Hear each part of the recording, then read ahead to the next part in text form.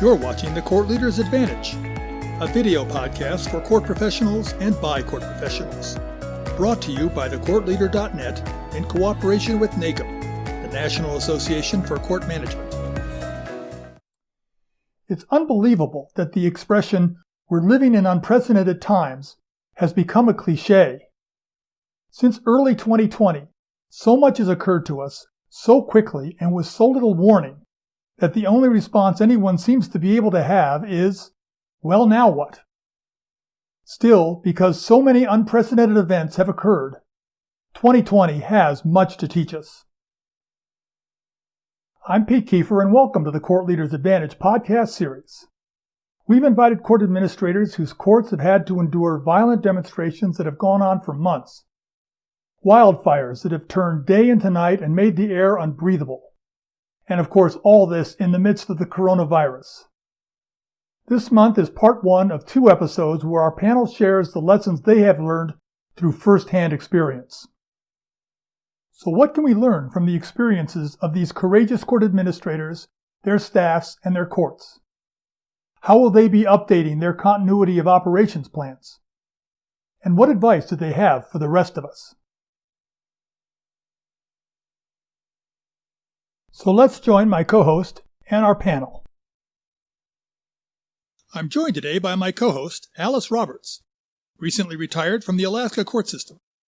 Our panel includes Barbara Marseille, trial court administrator for the 4th Judicial District in Portland, Oregon; Elizabeth Baldwin, court administrator for the Municipal Court in Seattle, Washington; Bob Fleshman, court executive officer for the Superior Court in Napa County, California; Michael Rowdy, court executive officer for the Superior Court in San Diego, California; and Elizabeth Rambo, trial court administrator for the Lane County Circuit Court in Eugene, Oregon. Thank you all for joining today's video podcast. Let me turn it over to Alice Roberts for the first question.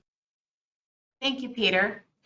Let's start by talking about what your courts have had to go through with the demonstrations. How did they affect court business, and how did they affect your staff? Elizabeth, how did the Capitol Hill ongoing protest affect your court and your staff? Well, our court was impacted in a number of ways. The CHOP zone, or the Chaz zone as it was also called, was across the interstate and probably 7 or 8 blocks away from us.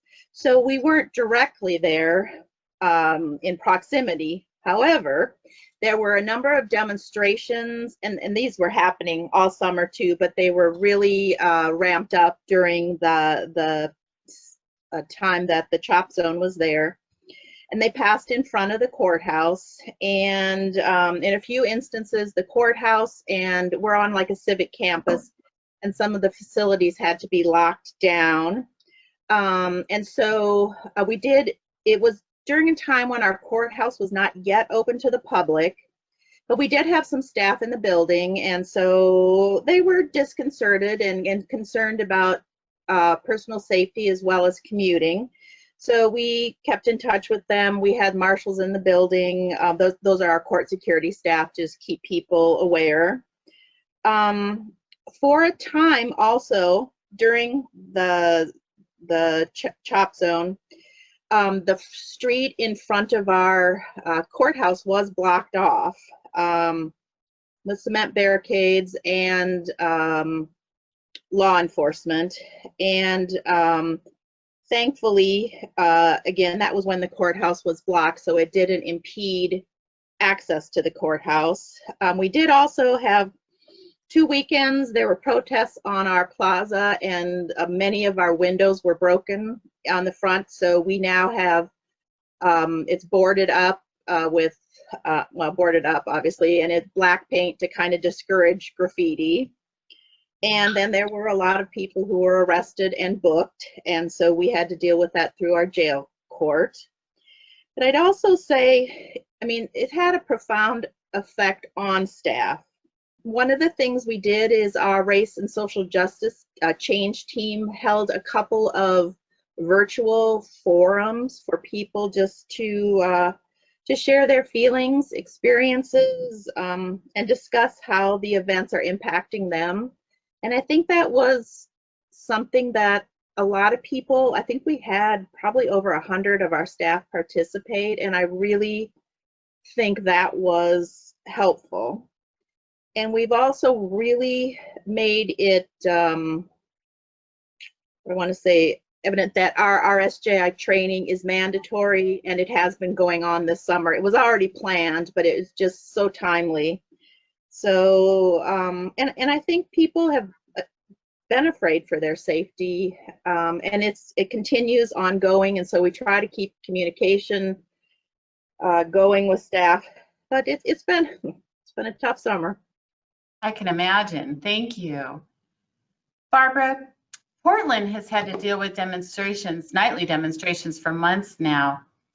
Tell us how your court has held up that long. Yes, it's been over 4 months for us of nightly demonstrations. Our court, unfortunately, is directly in the corridor where the protests and demonstrations have been happening. 2 of our busiest courthouses are located in the downtown Portland corridor. Our Justice Center, which handles all of our arraignments, as well as our historic courthouse. Actually, 3 of our courthouses, because our newly constructed courthouse, the one I'm in today, is also in the downtown corridor. So we've had 3 courthouses that are in the basically 6-block area that has been really the main target of the downtown area. The first weekend of the protests at the end of May, when we first had our protests, our Justice Center, we had a lot of windows broken that day, that weekend, and the Justice Center where our arraignments are held was really heavily damaged. The plate glass windows at the public entrance were broken, and intruders entered the building and set fire inside the building. The jail is located in that building, and the Portland Police Bureau's Central Precinct is also located in that building, as well as our 4 arraignment courtrooms. And so when that fire was set in that building, it meant that it destroyed the public entrance and public access to that building. So for the last 4+ months, we haven't been able to get public into our arraignment facility, and haven't been able to do out-of-custody arraignments. Our historic courthouse, which we have just successfully moved out of last week and are now in the new courthouse, was also targeted. We had over 30 windows broken in that building. The entire 1st and 2nd floors have been boarded up for months. We never did close during the pandemic. We have greatly restricted operations, but we've remained open. Both our Justice Center and our historic courthouse have remained open the entire time. And so it's been a real challenge for our employees and our judges that have had to work on site in the facility. We've had nightly graffiti on all of the boards and the buildings, the walls, as well as things like excrement and garbage in the doorways, fires set, decorative trees chopped down, all sorts of crazy things. Monuments have all been destroyed in the area. We have a huge encampment in the park blocks that are in between these buildings, and so our staff and myself are frequently walking back and forth between the buildings at conducting our business, and so people are shouting things. It's been a really hostile environment. It's been primarily targeted at law enforcement, but what you've heard about is the federal courthouse and the law enforcement, but the real difficulty for our court was that there was a real lack of recognition in city and county leadership, as well as state leadership, that the court was being impacted. And this was impacting, we had to bring in jurors. We've had to conduct 2 jury trials over the course of this pandemic. We've had to impanel multiple grand juries. So we've had many times when we've had members of the public lining up to come into our buildings as there's, graffiti being cleaned off the buildings and excrement being cleaned out. I've stood on the sidewalk directing people where to step and where not to step so that they didn't step in terrible things. So it's been a challenge. Wow, it sure sounds like it, and it's. I find it interesting. As I was preparing for this podcast, I was trying to find coverage of local courthouses and the impact on local courthouses, and really, all I came across was the federal courthouse. So I can imagine there's been a lack of attention there. Thank you. The West Coast suffered some of the worst wildfires in recent memory. Pictures from some cities were absolutely bone-chilling. Bob, how has your court responded to the wildfires? Yeah, and I'll clarify that by saying we have had the worst wildfires in recorded history over the last 4 years, records being broken in consecutive years, which are not the records that we want to be broken, of course. With regards to the safety and security of folks in and around Napa, we still have one person who's been evacuated from the latest fire, and there's been 2 major fires just in the last 6 weeks in wine country. But it's interesting, when I woke up this morning, I realized the coincidence of today's podcast recording, because it was 3 years ago today that we woke up to smoke and ash raining down all over the Bay Area as the 2017 wine country fires had started overnight and had grown to 60,000 acres in a span of just 14 hours. And to put those fires into context, those were really part of a whole statewide rash of fires that started that night. Some 200 fires, 21 of them major. But the wine country fires in 2017 are the ones that still stick in everybody's memory. Those the ones that made the news. Burnt 250,000 acres, 9,000 buildings, most of them homes. 44 people died, and they raged for a span of about 3 weeks.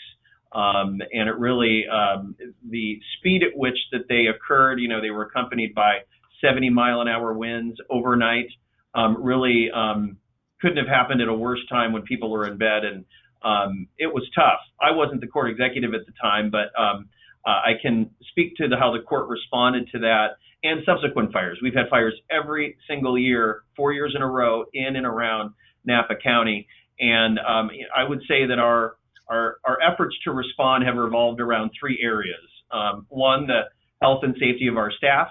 Whether it's issuing everybody N95 masks, the people or HR side of things, meaning being flexible with leave and showing that you care about people. Just checking in makes all the difference.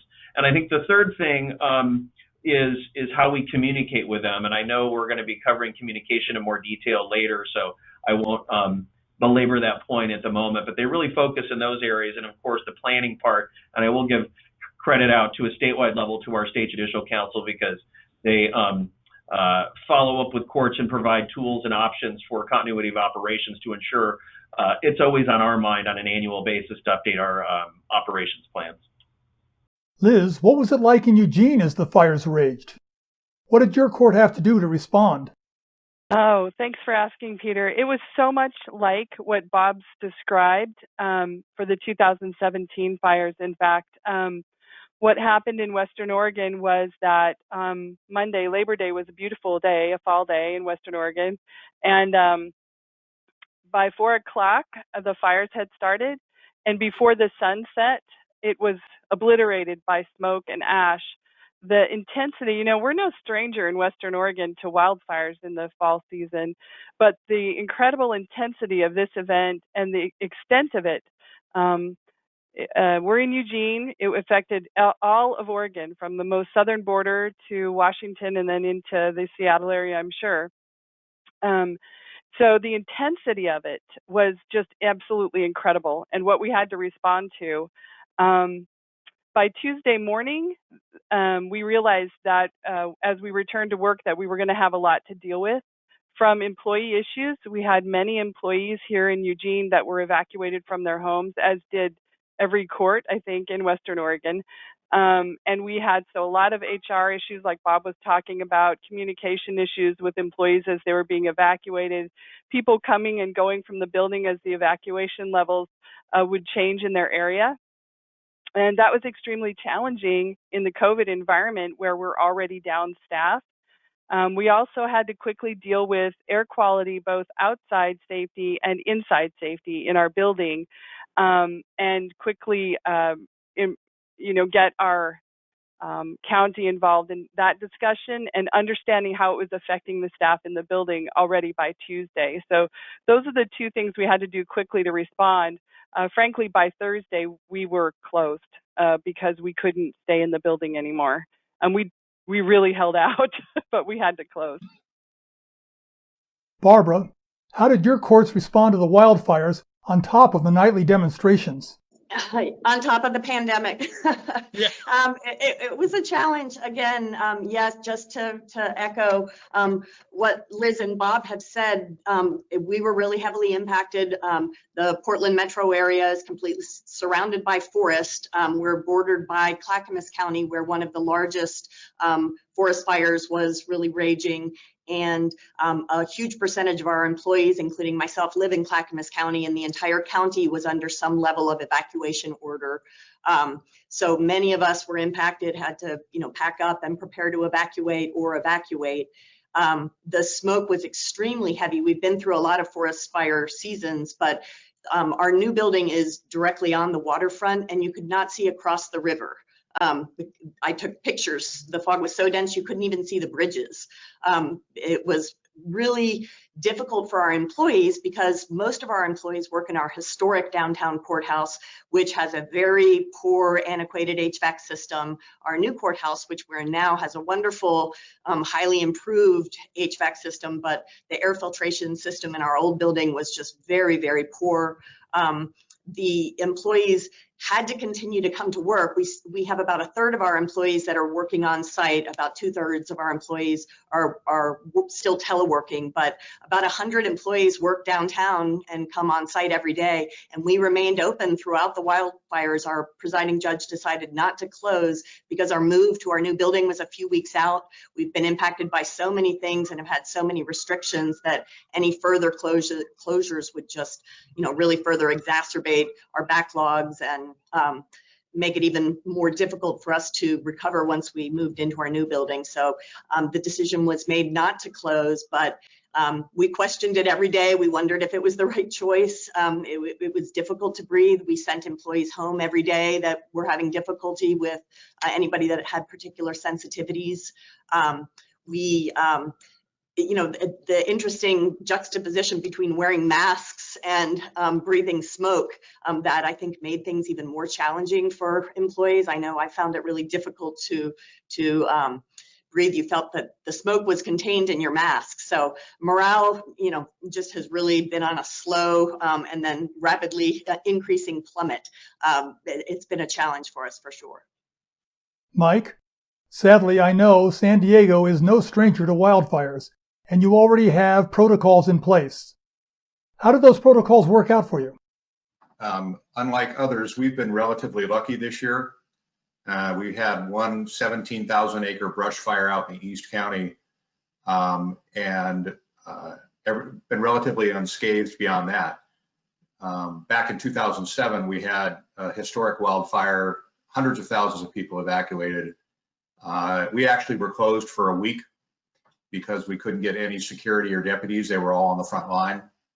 And so from that experience, we learned so much that we have continued to apply going forward, whether it's in the pandemic era or whether it's in the wildfire era or something else catastrophic like an entire electrical failure that happened to us as well at one point. So we've had our share of crises, but this year we've been relatively unscathed. I think the worst I can say about it is with that fire we had in East County, we did have difficulty with air quality.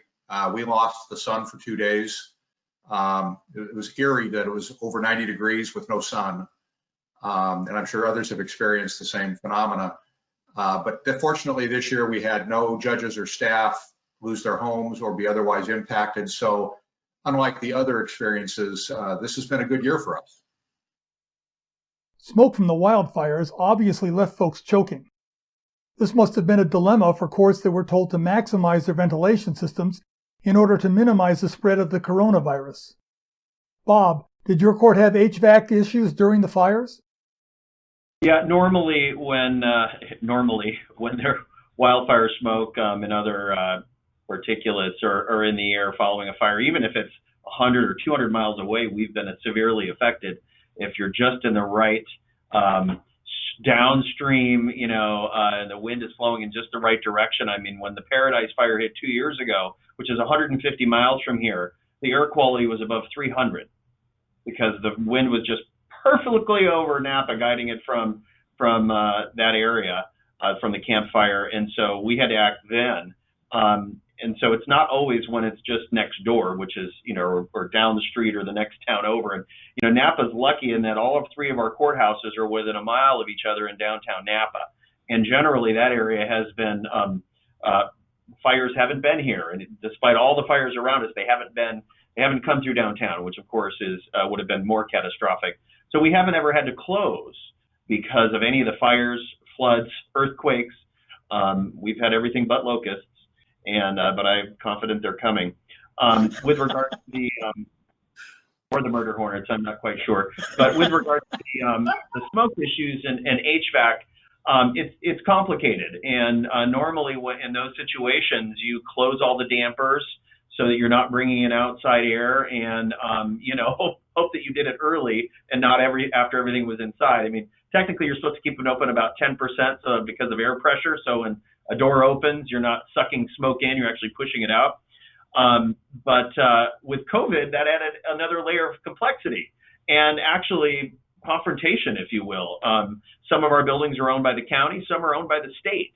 We're tenants in all of them. And that's how it works in California. And so part of our challenge was, with the pandemic and the requirement that, HVAC is on 24/7, not just during business hours. Okay, dampers 100% open, which all makes sense when you're trying to refresh the air as quickly and as often as possible. Well, when the AQI is 400, like it was a week ago here, that's a problem. Or what it was 5 weeks ago when it was above 400 in downtown Napa because we were surrounded by fire, twice in 6 weeks. And that's a problem because I can't keep the dampers open at 100% because I'm just basically pouring a chimney into our courthouses, and that doesn't work. And so, it's the delicate balance act of, fighting with engineers, and sometimes state level policy folks are like, no, it's COVID, we have to keep them open. I'm like, I'm breathing a chimney, all of us. We're going to have to shut the court down. And when you say phrases like that, people tend to perk up a little more. Versus, stomping your feet and hollering. So that got folks' attention and, required a little persuasion. But, we ended up mostly closing all of our dampers to about 90%. But what we also did to mitigate inside, still we have two issues to deal with, pandemic and fire smoke, is we brought in portable air scrubbers. So we have about a dozen in each courthouse. On full blast all the time, and also doing mobile air AQI monitoring. So just little handheld devices that show what the AQI level is as well as CO2 level in the buildings. And, there was never a time once the scrubbers were in that we were in unhealthy ranges in the courthouses. And that's how we were able to stay open because there was definitely pressure to close because you couldn't see more than 2 blocks away. Liz, did your court run into air circulation problems during the fires? Well, in one way, Peter, that's a great question because I think that the COVID has made us all unfortunate experts on courthouse ventilation systems. I mean, who knew that someday we'd have to know all about MERV ratings and fresh air quality mixes?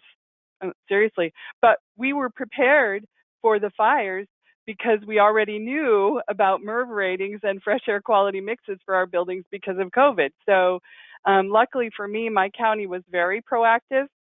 It reached out to me immediately about what they could do reasonably in terms of shutting the fresh air down. They, like with Bob's, they couldn't shut it down all the way. But what ended up happening, because we don't have portable air scrubbers available, we haven't been having this situation this intensely since 2017. By Thursday, the indoor air quality, the systems just can't keep up. When you're letting air in, and even if your filtration is increased like ours has been since COVID, you just can't keep up with the doors opening and this and that. And it's hard to describe, I think, for folks who weren't in the Western states, the really being inside of a chimney feeling everywhere, not just the smoke itself or the smell of smoke, but the grit coming out of the sky. It was pretty intense. So by Thursday, we had to close because staff was becoming too uncomfortable in the building. We also didn't have enough staff to run the court anymore as the evacuation levels increased closer and closer to town. We actually, Eugene Springfield is a metro area, and many of our employees live in Springfield, and the east side of Springfield entered into a level 2 evacuation situation on Wednesday afternoon or Thursday, and that's why we ended up having to close. We had too many employees in level 2 evacuations, plus too much smoke in the air. Over the weekend, then that first week, the building was able to catch up and we were able to reopen, although it did then get worse again. So I think listening to Bob has really helped me, because now I'm going to invest in a bunch of portable air filters to have in this building, because we're not going to get a new courthouse anytime soon. Yeah, and I'm telling you, they're very effective. I'll just give an example. In rooms or in areas where we've deployed portable scrubbers, the AQI was 400 outside, but in the room specifically where the scrubbers were, or an adjacent area, air quality was in the 40s in most times. Away from it, it was about double that, so more 80s. So I have to say they've saved us. Well, and I don't know about you guys, but I became obsessed with AQI levels during that whole situation. Obsessed.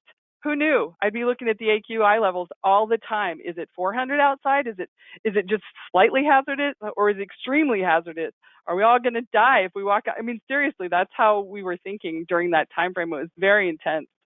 I'd like to see your internet history of how many times you check purple air. Oh, I don't even want to think about it. It's like you need an alert system, right? Just when it goes above a certain number. Final question, based on your experience, what advice do you have for court administrators and clerks of court around the country? Barbara? Get a crystal ball. I truly wish I had pearls of wisdom to share. I have learned so much through this experience that I would never have anticipated needing to know. Experts on, air filtration systems, experts on building construction techniques, experts, on public health and safety there. Just so many challenging things. I think that the thing that has kept me holding on to sanity is being nimble, just trying to be flexible and recognize that we have to be flexible. We're in a pretty rigid system. The court system is not known for being nimble. We've discovered that we can be, and we've done a pretty good job of being nimble this year, and I think we really need to recognize that we truly do need to be nimble. We probably should have been this nimble years and years ago. I've heard some suggest that actually this is a good thing for the court, where there has been reluctance for so long about, kind of innovating and utilizing technology to a greater extent. The pandemic has kind of forced that issue. So I agree. Yeah, I would agree. I don't think we're going to go back. In a lot of ways, we've made changes that we're going to stick to that have been improvements. So I think we have found a path forward that we hadn't really identified before. Yeah. Bob? Barbara must have seen some of my notes, because I was like, that's my word.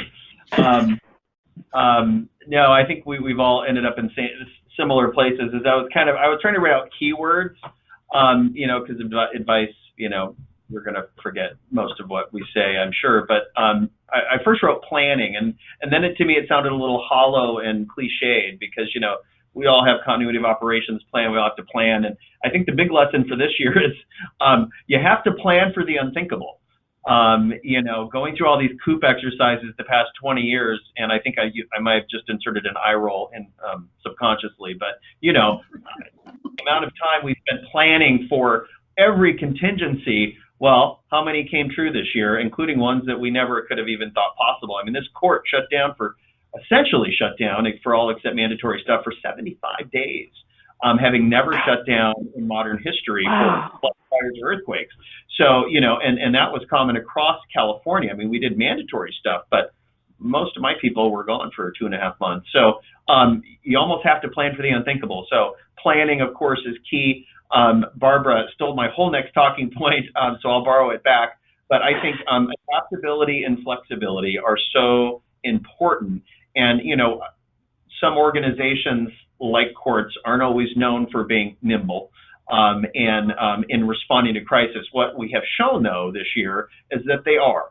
And we do have the ability to be nimble and adapt to new circumstances and be flexible.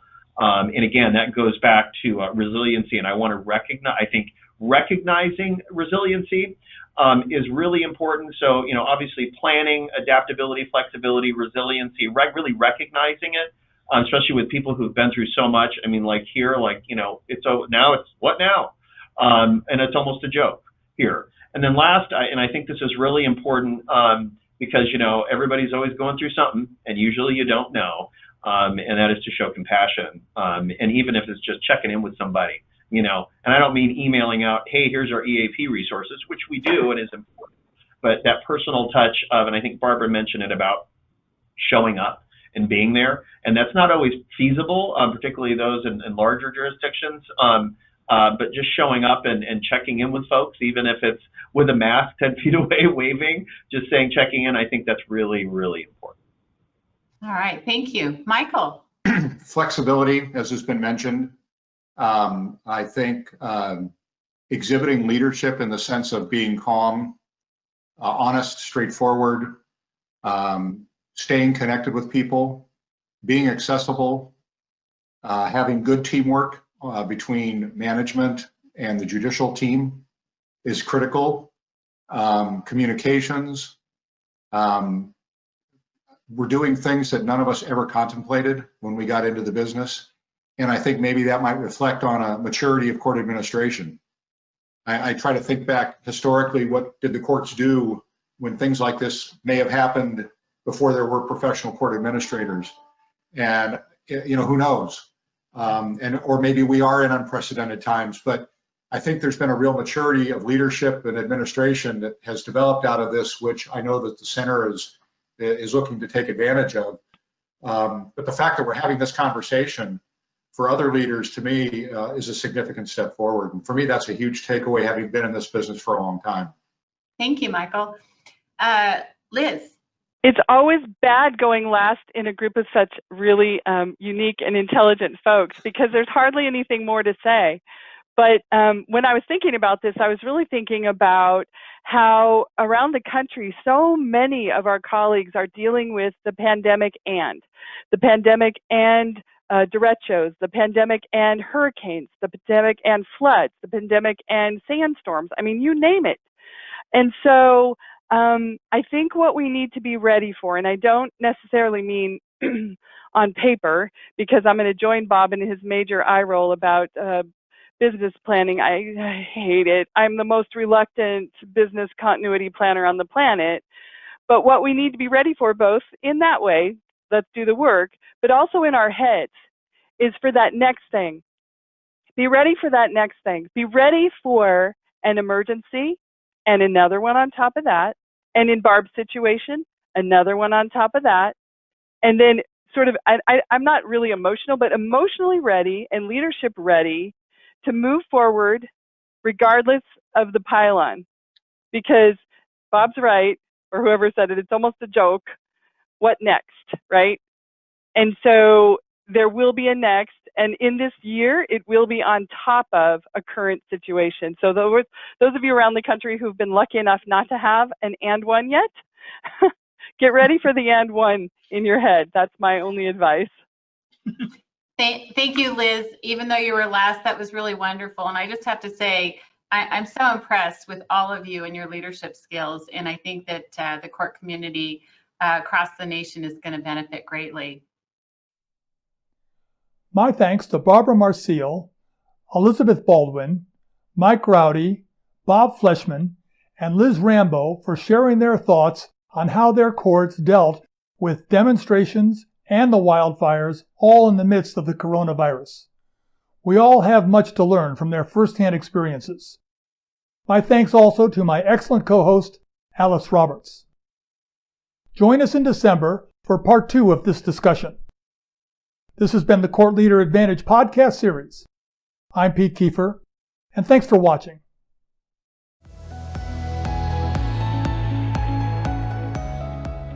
Thanks for joining us today. The Court Leader's Advantage is a regular podcast on courts and court administration.